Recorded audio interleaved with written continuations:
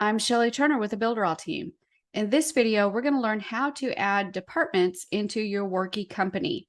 So I'm inside of the Worckie dashboard. I'm going to go to the left-hand side menu and choose Departments. On this screen, I can choose to edit an existing department or I can create a new one.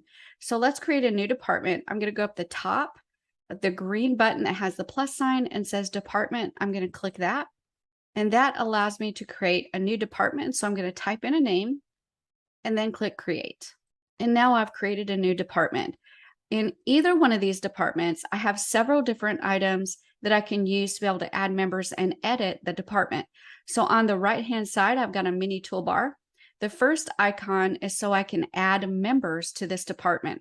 If I click that Show Member icon, I can see who is currently a member, and I can also click the blue button to add additional members into this department. The second icon is the edit icon.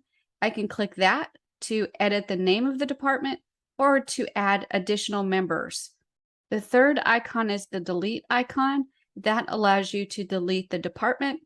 And the last icon, once you start collecting data on that department, you can look at department analytics to watch and monitor what's happening inside of that department.